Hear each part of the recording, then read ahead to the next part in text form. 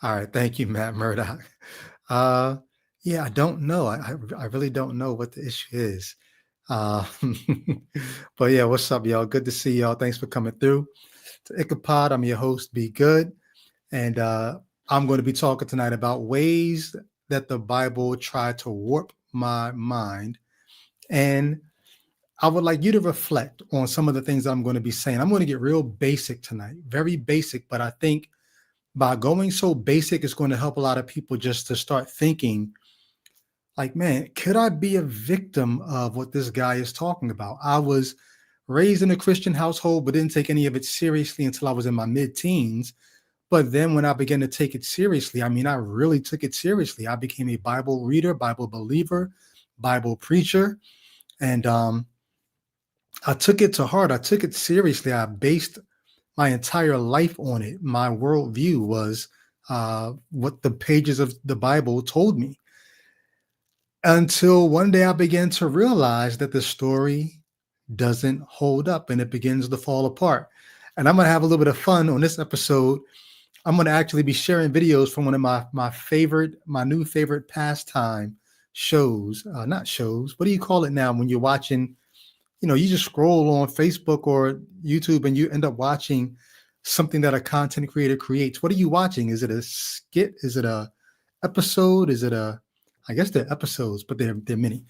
Anyway, uh, one of my new pastimes is watching these episodes from this group of content creators, and I find myself watching clip after clip, always waiting for one particular moment, and the moment is so delicious for me as a skeptic because basically what it is it's pranks, right?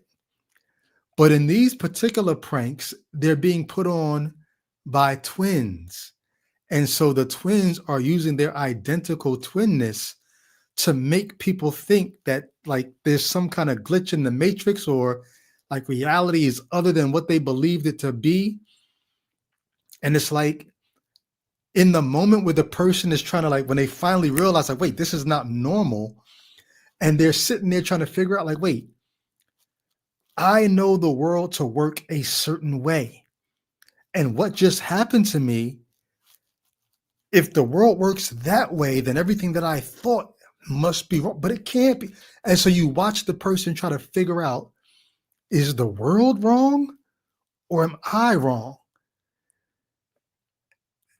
Those moments are so delicious to me because having grown up reading the Bible and believing the Bible and looking at the Bible through biblical lenses, at some point you end up looking at the world away from those lenses and you're like, wait.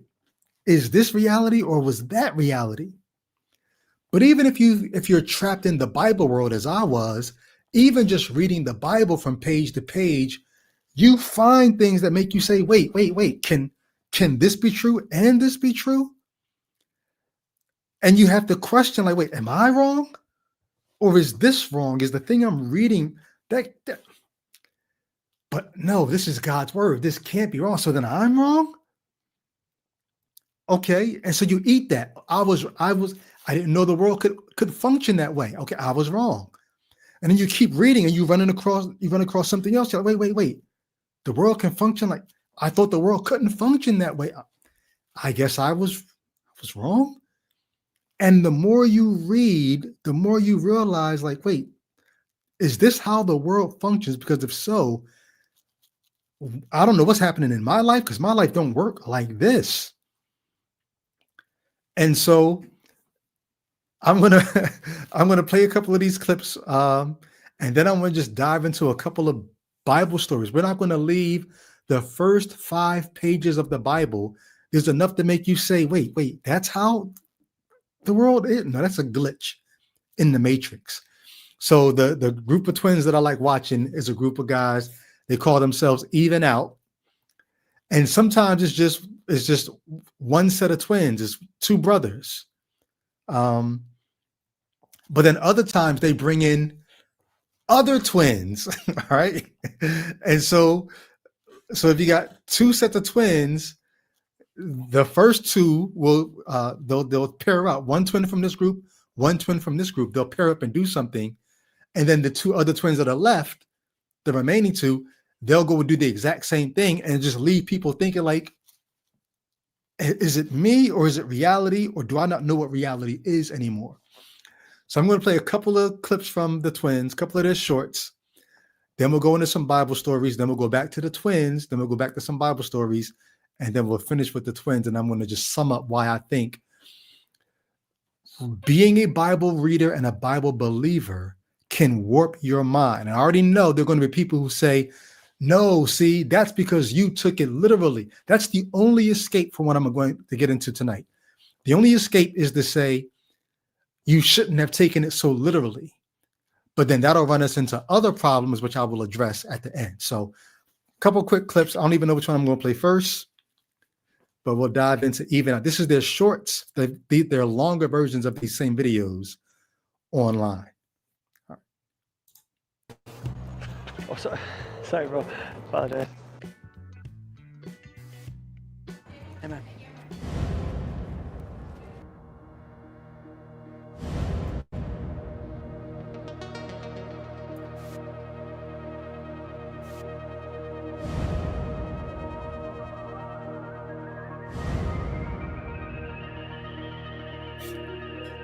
Did I see you earlier? Oh, that's weird. Sorry, I got deja vu, man. Yeah, did you too? What the? The look on people's faces as you see them, I hope you guys can see this clear enough on your devices, but as you see people have an experience that's normal, you walk past someone, they say something to you, you keep, and then have another experience that's not so normal. It's paranormal. It's something is going on. And then the person has to walk past, and I'll just run it back. Watch his face if you can see as he has the second experience, and he has to think, wait, what's wrong? Me or what I'm experiencing? See if you can just watch his face. Wait a minute. Wait, this is not. Did I see you earlier? So I'm gonna run through a few of these. If you could just peer in, watch the faces, try to put yourself in. It's fun when you're on this side of the screen and you can just watch the person like, oh, you know what's happening. You know it's two twins. But imagine you don't have any idea what's happening and reality repeats itself on you. What are you thinking? What are you feeling? Watch this one. I busted my ankle, man. Simple as that. So he walks past a person on crutches, and then his brother is going to come out after he passes him. And they always disappear. Like the first one always disappears. So if you look for the first one, he's gone. So now you're just stuck with this new old reality. Ollie kickflip over this bend, and I busted my ankle, man. Simple as that.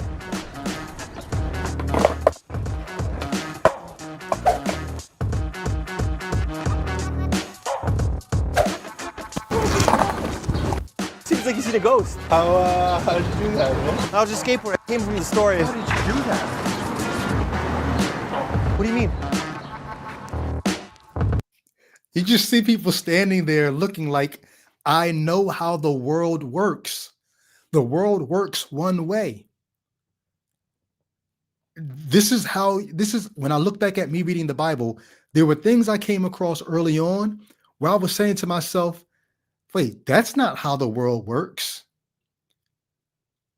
And I'm stuck in that moment and I'm trying to explain it to myself. Should I accept this? And that's what these people are doing. He's standing there saying, wait, should I accept what's happening right now? Because everything that's happening right now runs afoul of how I know the world to work. And if I accept what's happening right now, then the world is different than what I thought, and I'm wrong. You were just on crutches on the phone. When? You saw me on crutches. He looks at his phone like, wait, what day is it? What time is it? I know I'm not tripping, but we're gonna look at a few more.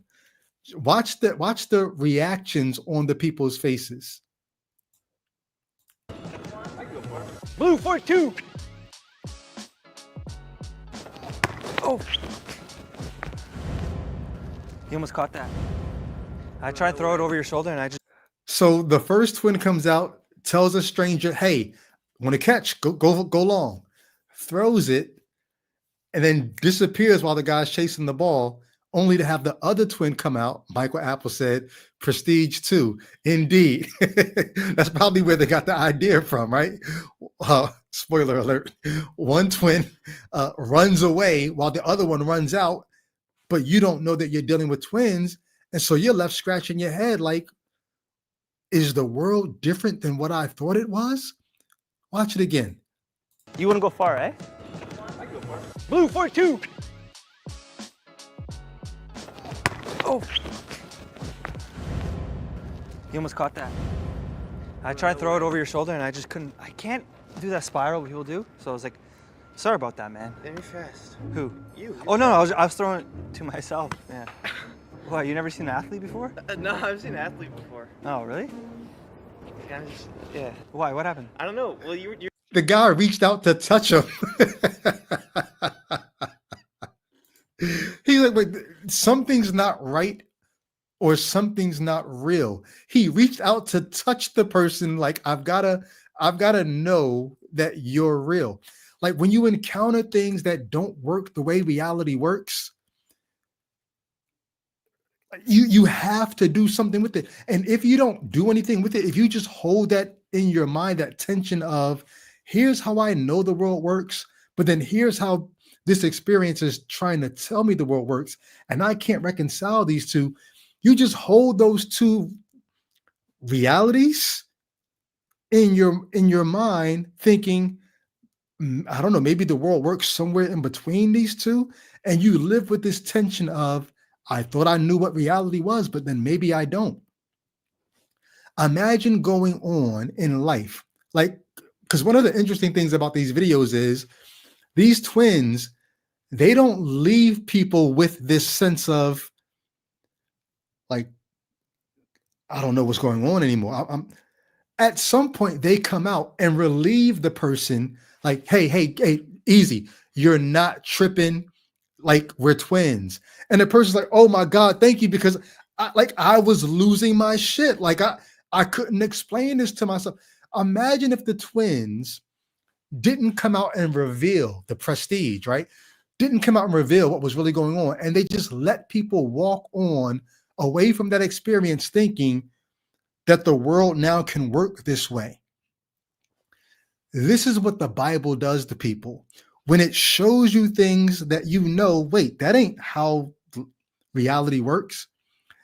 But it never comes out to relieve you to say, oh, no, we were just fooling. It just looks at you like, well, now you got to go ahead and live like that. Live like this is how things can happen now. It never relieves the pressure. So Bible stories like what? I remember when I first began to read the Bible. So the first verse in the Bible that I read was way in the middle because I just popped open my Bible to the middle and started reading Psalm 90. Lord, you have been our dwelling place throughout all generations, even before the mountains were born, before you brought forth the earth and the world from everlasting to everlasting. You are God. That verse, the poetry, the idea of being from everlasting to everlasting, just this idea of eternality, that blew me away and it sucked me in. I wanted to know more about this God. So I said, you know what? I need to go back to the beginning. And I had grown up in church, so I had heard things about God. I wasn't like, this is my first time hearing about God. The ideas were there, but this is my first time reading. So I read that verse. I said, I'm going to go back to the beginning. I went back to the beginning. I started reading. It wasn't even on just page 1. It was on, because on one page of the Bible, you got 2 columns. It was the first column of the first page that I ran into something that made me say, wait, what? That's how the world is? Like, that ain't how I knew things to be. And it was as simple as this. When I got to Genesis 1:26, and it said, let us make man in our image. And up until that point, it was just, in the beginning, God did this, and being raised in church, I was always taught that there's only one God. There's only one God. Yeah, there's Father, Son, and Spirit, but there's only one God. So when I saw God in Genesis 1:1, okay, this is that one God.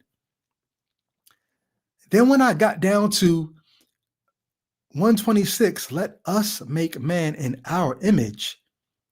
I had always heard that mankind was made in the image of God, not God's God. So I'm like, wait, let us make man in our image. What am I supposed to do with that? Because I was taught that there's one God, and now I've got a us and our. Now, thankfully, I was raised in a Christian church, which is Trinitarian. So very quickly I said, oh, wait, the us and our must be the Trinity. So we're made in the image of the Father, the Son, and the Holy Spirit. I don't but hey, at least there's an answer there. It's not as odd as I thought. The us is our, and it's the Father, Son, Holy Spirit. But then the logic kicked. I was 15, 16 years old. Logic kicked in and said, but wait, this us and our in Genesis 1:26 can't be the Father, Son, and Holy Spirit, because as a Christian, I was taught that the Jews rejected Jesus.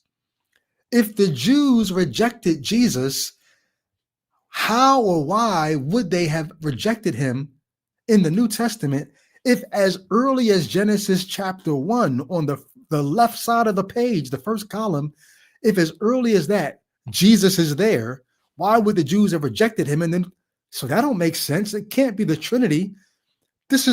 I was always taught the first half of the Bible was God was dealing with the Jews. If in the first couple of verses of the Bible, Jesus is there, there's no room for Jews later on to say, oh, God can't have a son, or there can't be a Trinity. It didn't make any sense. So here I am with one God, us and our, but this isn't the introduction of the Trinity. And I had to ask myself, what are you going to do with that? This is a glitch in the matrix. My face should be like those people in the video, like, wait, what?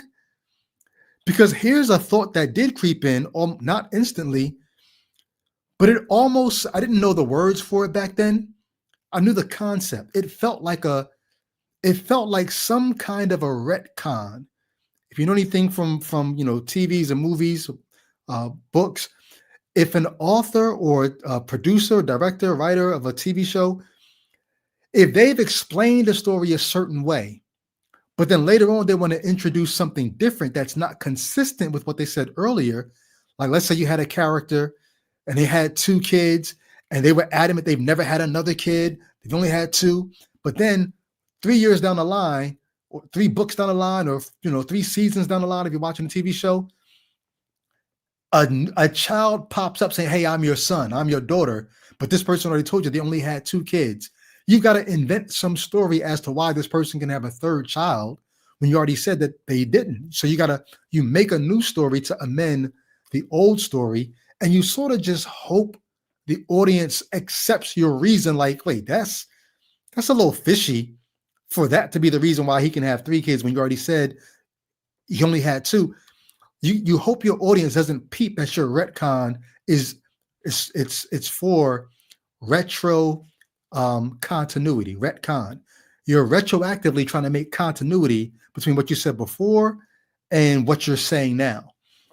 And when I read that, let us make man in our image, I couldn't allow myself to think it, but it felt like, wait, is this a older story that somehow got reconciled with a newer story, and they just didn't do a good job of smoothing out how you went from an us and an our to now there's only one God?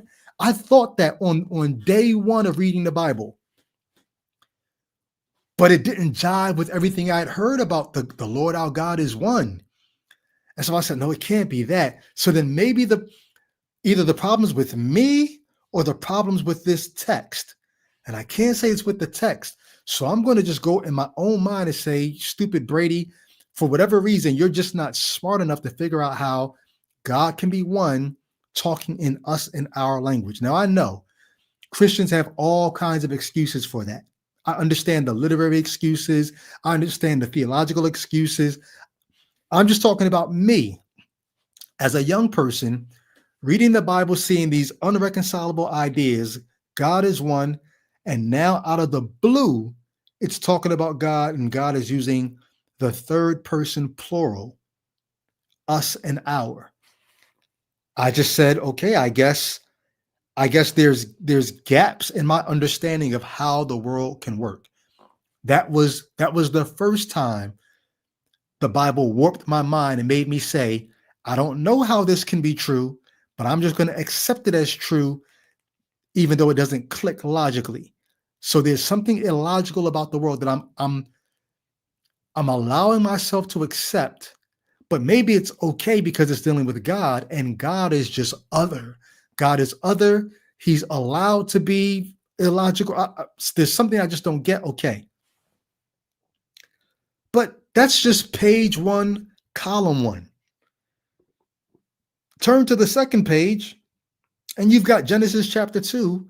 You've got a completely different creation account. This is before you know theology, before you know all the tricks that Christians will use to explain why this can happen. You turn to page 2, and you've got a completely different account of creation. And you've got things happening in a different order than what it said in chapter 1. And now you've got to ask yourself, why did they telling the same story again? Like the people that see these twins, right? Wait, this is the same person again? Like, no, that's not how I just passed you. I kept walking one way, you kept walking another way, and now you're up in front of me. Like, no, that's not how the world. Well, you turn to page 2 and you got Genesis 2, another creation account happening in reverse order, and things are happening for reasons in chapter 2 that wouldn't have made sense in chapter 1. And now you have to ask yourself, wait, so if this story is his, because when I started reading the Bible, I wanted to know about this God, and I wanted to know this God's history with its creation. So if I think I'm reading history, and now I get a glitch in the matrix on page 2, I get a different story from chapter 1, and now I just have to tell myself, well, I guess somehow they're both true. And at some point, I don't know if I said this to myself or if I heard it from some other Christian, or maybe I had a my first Bible was a Schofield Study Bible. So maybe in the footnotes, it said something to me like, Genesis chapter 2 is sort of like a zoomed in version of Genesis chapter 1. And I was like, okay. Oh, okay. Yeah. Like I had to convince myself that this don't seem right, but I guess I'm gonna play a couple more clips from these twins because I just want you to see the reaction on these people's faces. This should be the reaction that you have when you run into glitches in the Bible that that's not how reality works. This is one of my favorite reactions. Yeah.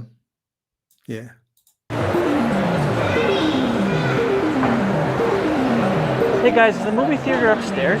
Yeah. Lovely. Oh, thank you. Yeah, I tried checking for the theater. Oh my god, wait. Just wondering what time the theater opens up at. Wait, isn't it the same person? How did you do that? Because you were. This is freaking me out. Yeah. What's cool and cruel about those pranks is at some point they start making the person think like it's you doing this. Like he said, he said, how are you doing this to her? While she's thinking to herself, wait, how is he doing this? But when he says, how are you doing this? It makes her think, did I do something? I don't have any of these lined up, but some of their pranks, they start telling the person, wake up, you're dreaming. We need you to wake up. You've been in a coma for 2 weeks. We need you to wake up. They sent me in to wake you up. And the person's like this is so, reality's working in a way that I know it doesn't work. So either reality's wrong or I'm wrong. And then they get the people thinking it's not reality, it's you. Something's wrong with you. Like, this is what happens when you start reading the Bible and you start seeing things that don't make any sense. But now you've got to tell yourself, okay, I guess I'm going with that. And you start. I think what you do is you start conditioning your mind to accept non-reality as reality. You begin to condition your mind and start accepting irrationality as rationale. And then you close the Bible, but you keep thinking that way, that, okay, I guess life is just different now. Things don't always have to make sense. Things don't always have to line up. To me, like, there's something wrong with me. It's not the book. It's me. And if anybody else out here in the quote unquote real world disagrees with what the book says, it's us. It's all of us. Something's wrong with all of us. Not the book, though. It can't be the book. It can't be. Like, very few people in these pranks have the wherewithal to say, you guys are sometimes the people realize, like, you guys are effing with me. No, something's going on, because I know I'm not crazy. It's one of my favorite ones. Let me see. I won't play my favorite one. I'll play this one. I'm just gonna sneak in right here. Okay. Sorry, what? You were already in line? No.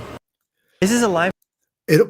Here's what's also interesting, because the twins are wearing the exact same clothes as one another, but it shows you how little people pay attention, because one twin is standing right in front of him, and the second twin is going to come cut in the line wearing the exact same clothes, and it's not going to dawn on him until the other twin leaves. But it just shows how unperceptive we are often to what's really going on. So watch. Is this a line for Timmy's? Thanks, bro. I'm just gonna sneak in right here. Okay. Sorry, what? You were already in line? No. I asked you. You said this is the line. Yeah, so if you're just getting in line, you'd be behind us, right? Yeah. Usually, yeah. Oh, it starts back there. Yeah. Okay. Sorry, dude.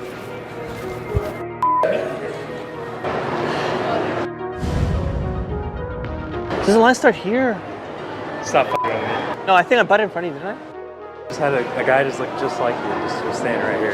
You can take my spot. I just feel like I butted you. Okay. Yeah. You know, right now, like you didn't. So turn to page 3 in the Bible, and you get more stuff that just makes you say, wait, that's what's really happening. Like, that's how the world works.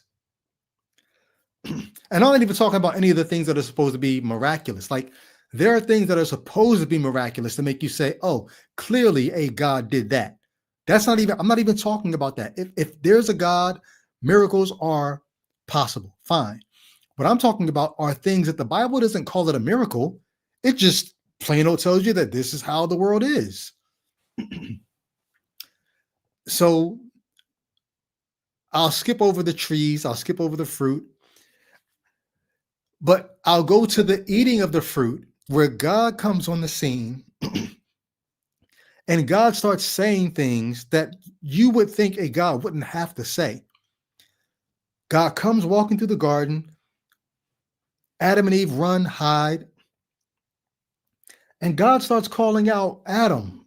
We're Adam. Adam. Adam. And then Adam and Eve have to reveal themselves and say, we hid because we knew we were naked.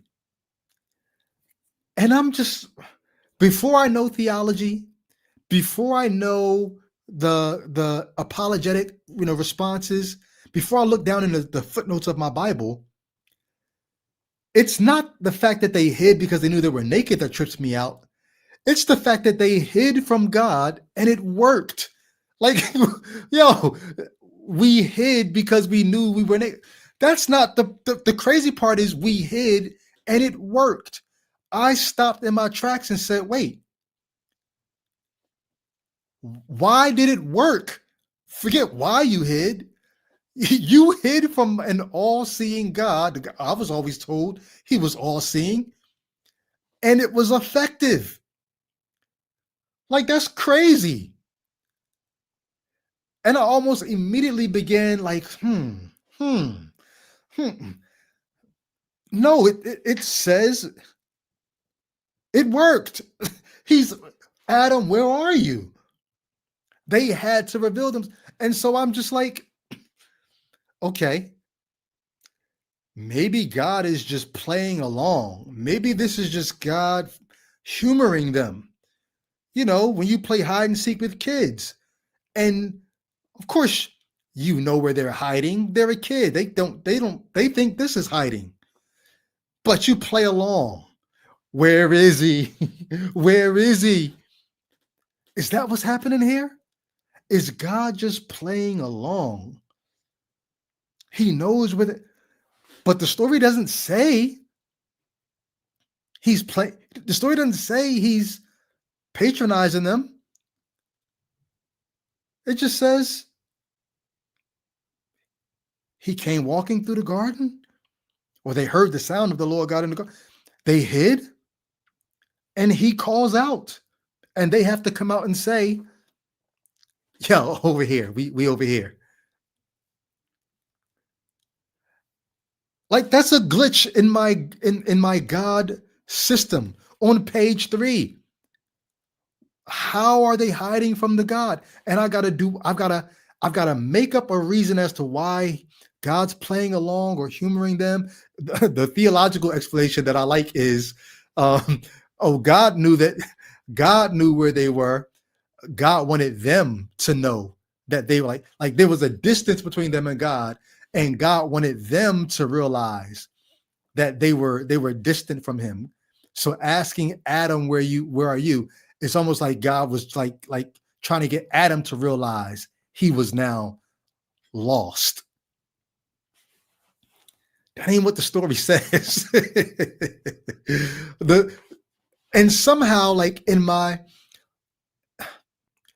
childhood, like you know how stories have morals. At some point, it began to dawn on me. Oh wait, is that what this is? Is this just? This seems like because it's so ignoble to think about a God not being able to tell where the humans are. It seems like a story that people were just telling to get morals across. But I can't allow myself to think something so low of the Most High God, can I? So banish that thought and just say to myself, okay, for some reason, they effectively hid from an all-seeing God, and I have to worship him no less because of that. I can't let that take away from his glory. So I'm just dumb enough. It's something about me that I think this makes God less glorious, but I'm wrong, right? I'm wrong. He's still worthy of all the glory, because even in his not knowing, he probably still knew. I just don't know why the story doesn't say he knew. Then you turn the next page. Well, that's the same page, actually, still on page 3.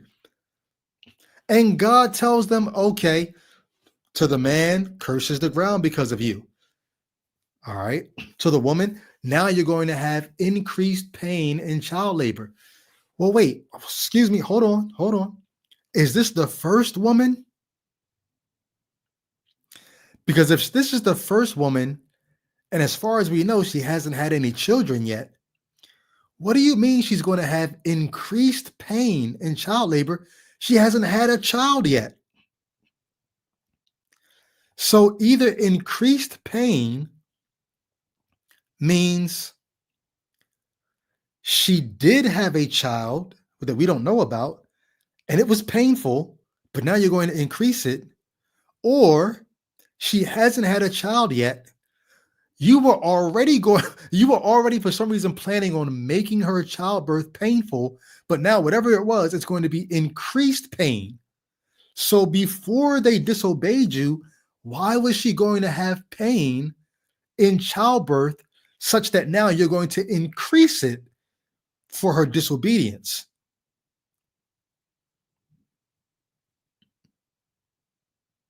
Doesn't make any sense. But it's not done yet. The serpent gets cursed, but I always thought the serpent was the devil. I don't know if it was the devil in serpent form or if the devil invaded a serpent.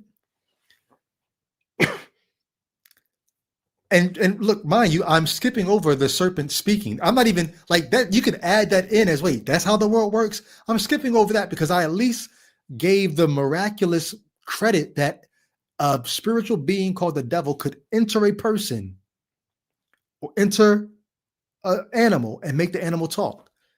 But let's just say that's what happens. The Satan character, the devil, enters the serpent, spits game to Eve, gets her deceived. She gives her a husband. If it really is the Satan character and not the serpent, even though the story doesn't say that, but theologically, I think I added a Satan in there because I just always knew that the devil tempted Eve. But the question comes, why is the serpent cursed? What good comes from giving a penalty to an animal that was invaded by a spiritual being? What good does that do? What harm does it do to Satan? Satan was, if Satan is in the serpent, Satan is unharmed in this entire episode. Adam catches wreck. Eve catches wreck.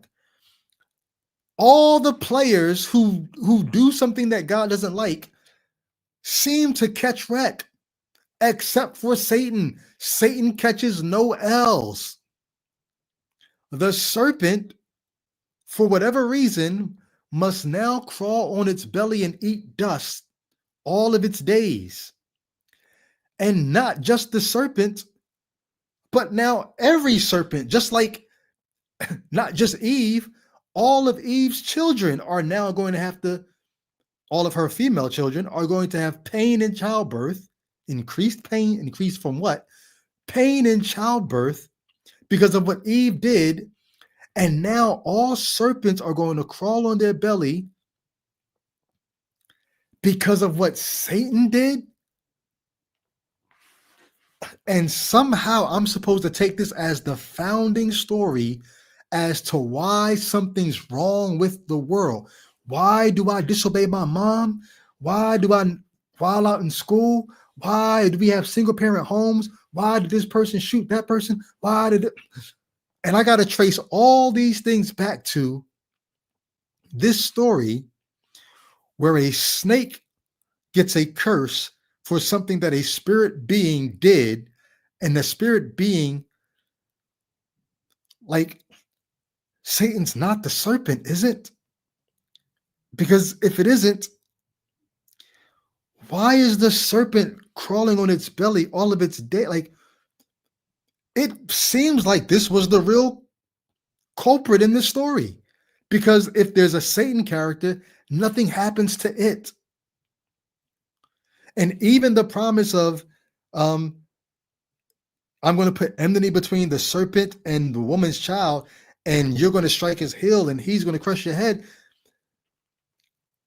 Even if that is some kind of symbolic thing, the human crushing the serpent's head, it's still the serpent's head being crushed, not Satan. In the story itself, it has no bearing on culpability to a spirit being. So I'm left thinking, no, this serpent really did do something crazy.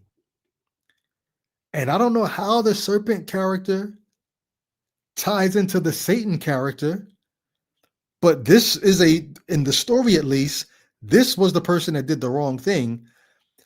And it's not this, like, there's no reason to punish the serpent if there's a Satan. But the serpent really does get the punishment. And so once again, I'm left holding the rational bag and watching all rationality drain out of it. And I have to tell myself, I don't know how or why, but I guess this makes sense. And whenever somebody tells me why this person got leukemia or why that person had to die from this, because the serpent, right? And somehow Satan, but Satan's not the serpent, but I don't, but that's the start of all the world's ills, ailments. That's what I don't understand how, but that's why still children are starving to death in countries, and that's why there's war, and that's why, because the serpent did it, the Satan serpent, but the serpent only got judged. Satan, that's why. If you condition your mind to accept these glitches and how you know the world to work, and then you close your Bible and you go back to look at the world, you will start accepting all kinds of nonsensical explanations and voting for all kinds of nonsensical political parties because you don't have a link to rationality. You've severed that link in the foundation of your thinking. You've severed the link between logic and life. Life can be illogical because it stems from this illogical thing that you've conditioned yourself to just embrace. This is one of my favorite ones from Even Out. Is here, right? Any card you want, man. You remember? He's going to do a magic trick, mess it up, and then fix it. But watch the guy's reaction. You choose a card, and I'll try and guess which one it is. Right? Card? Any card you want, man. You memorize it? Okay, perfect. It's not the Ace of Spades, is it? No, close. Close? Wait, was that the card? Whoa, what the f? Yeah, I was asking, was it the Queen? Right? Whoa, what the f? Are you serious? How did you do that? Do what? Bro, what is happening? What's the point of the magic trick if I don't show you the card, right? Yeah. Whoa, wait, but you just walked past me, though. I know. But how did you get there? It's a magic trick, man. I had to show you the magic trick. Yeah. Yo, I'm so confused right now. I love this guy's reaction, man. This should be your reaction every time you run across something in the Bible that doesn't make sense. The look on this guy's face should be your look when you're reading the Bible, because I know how the world works. This thing can't happen, and then this thing happen, and they both be part of the same reality. That's not how the world works. When you run across a story in the Bible that makes you say, you should look like this. What kind of story? Just turn the page. On page 5 of the Bible, Adam and Eve have children. They grow up, or at least they're old enough where one of the children can kill another of the children. And when God goes to punish Cain for killing Abel, Cain says to Abel, if you banish me, if you're going to send me away from my folks, like do something, because the people out there, when they find me, they're going to kill me. And so God puts a mark on Cain to let other people know, hey, don't kill him. This is Cain. But wait. It was just Adam and Eve. They had 2 sons. Now one of the sons is telling God, hey, if you banish me, the people out there are going to find me and kill. Who the fuck are these people? Where do these people come from? How does he know that there are people out there who are going to? It was just you and your folks a couple minutes ago. Now there's people that they're going to find and kill you. Here I am telling myself, was there another couple? Was there another Adam and Eve? Was there another? Did they have twins? Is there where's this other story that tells us where these people who would kill Cain come from? And unless you're going to tell me where these people come from, You want me to think that that's just how the world works, that you can have one human couple, they can have two sons, and in the same universe, while they're the only people on the planet, there's also a bunch of other people who might kill Cain if they find him. And I'm supposed to take both of those into account as that, yep, that's how reality works. So what I did in my young mind was I said, so maybe what's happening here, this is before I got to the verses where people were living for 700 and 800 years. So I'm just trying to, in my mind, figure out how's this happen. And so I said, maybe what this is saying is Adam and Eve are going to live long enough to make so many more kids that by the time they make all these other kids, and maybe Cain will live long enough that he will run into his brothers and sisters from his parents in the future, once they get all grown up and they populate cities, and he's worried about running into his siblings and they don't know that they're his siblings. That's how I made sense in my mind. But that still would mean Adam and Eve kids are going to have to procreate. Their sons and daughters are going to start having sex. And I never thought about, like, where did Adam and Eve, where did their kids get wives? I just took that one on the chin. But now Cain is worried about some other folk who he doesn't say future folk. He doesn't say my family members who don't know that they're my family members. This story seems like something you would need to retcon. There's some other story that you need to put in here that explains to me how he could be worried about how they could be the only people on the planet and him be worried about other people groups. And until you fill in that gap, I'm just left to think to myself, okay, I guess truth is stranger than fiction. I guess the way the Bible is telling me the world works, though these are incompatible, I'm going to force these two incompatible things together and just say that's just how it is. It just is like that. It is a way where they could be the only people on the planet and there be other people, and I just have to amen both of those things. Like I said, what does it do if these twins, can you imagine, they just let people walk away from these pranks and they never release the tension and say, we pranked you. And these people just have to now go about their lives thinking, I know y'all gonna laugh at me, but one time I saw this happen. And no, it wasn't deja vu. I touched them, it was real. And they just let these people, like these people will go on from this point just thinking, watch out, because it can have, like, reality can double up on you sometimes. Like that's what the Bible does to people. It doesn't release the pressure, doesn't release the tension of these incompatible things that I told you. They can't both be true at the same time. But I'm not going to explain to you how it's not that way. I'm just going to let you walk away living like that. This is the last video from the twins I'll play. Sorry, guys. You guys know anywhere I can get beans around here? Yeah, like canned beans. So that's the first twin at the top of the elevator asking people a question. Anywhere I can get beans around here? Yeah, like canned beans.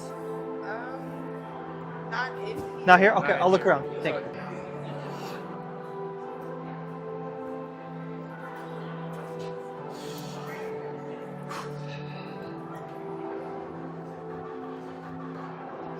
I actually found it. The organic beans.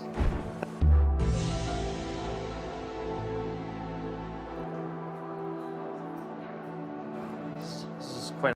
He was frozen, yo. He was messed up for a minute.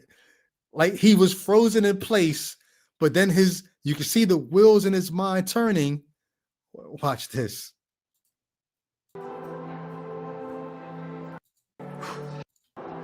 I actually found it. The organic beans.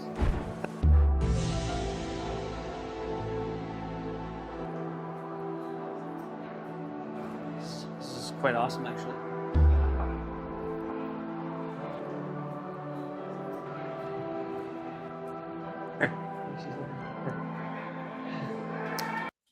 He noticed the camera because as he was sitting there trying to figure it out, he knew he wasn't crazy. He knew it's not me. It's not me. There's something in this reality that I'm experiencing that this is not how reality works, and I'm not accepting it.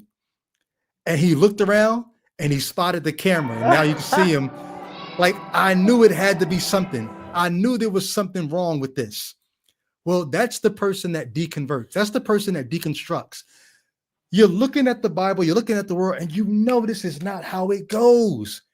And maybe you accepted it for a while. Like, could I be tripping? Could it be me? Nah. And then you peep it. You say, oh, I get it. I get it. This guy spotted the camera because he knew it had to be something. The person who wakes up, the person who realizes, no, it's not me. I know how the world operates. At least at this level. Now, maybe you get down to the quantum level and you find some quantum entanglement, and you maybe it can work that way there. But at the level that the Bible is telling us about reality, that's not how reality works. And you finally peep the camera. You say, I get it. I get it. This is not real. This is not true. I'm no longer going to walk around with this flicted foundation for my thoughts. I'm not going to try to base life on non-logic anymore. And you wake up and you realize you don't have to do that. And you spend a good many years doing what many of us in the chat are doing. We're deconstructing, because you often will still stumble upon parts of your mind that, dang, that part of my thinking was still built upon that jagged edge of reality and non-reality that religion helped me put together. Whether it be my sexual ethics, whether it be my politics, whether it be the way I look at money, whether it be how I see foul language, if there's such a thing, offensive language. There's so many different parts of your mind that you had built based on this reality versus non-reality conglomerate, that even after you deconvert, you'll still be spending years. Oh, that's another part I forgot to deconstruct. Oh, that's another part I need to deconstruct. It was built on this non-logic, trying to blend with logic. That's the task of the deconvert and the deconstructing person. And that's what we here on this pod like to help people to do. And so we could turn the page on every page of the Bible and find something just like that. Every page of the Bible will have something to make you say, wait, nah, where's the camera? You're pranking me if you want me to think that this is how reality works. And so we invite you guys to come join the community, rock with us here. Make sure you like, subscribe to this channel if you are interested, intrigued by, or like this content. Drop a comment, let us know what you think. What are the moments that made you realize it was a glitch in the matrix? The Bible was trying to get you to think reality works a way that it does not work. And you questioned it. You questioned yourself maybe, but then you questioned it and you realize, no, it's not me. It's this. Drop a comment. Let me scroll up, make sure I'm not missing any super chats. I am not, but I do want to give a shout out to Patreon supporters. Thank y'all for coming through, rocking with the channel, rocking with the squad. Everybody on the screen, love you, appreciate you. Many thousands of thanks. And I'll catch you guys on the next one. Peace.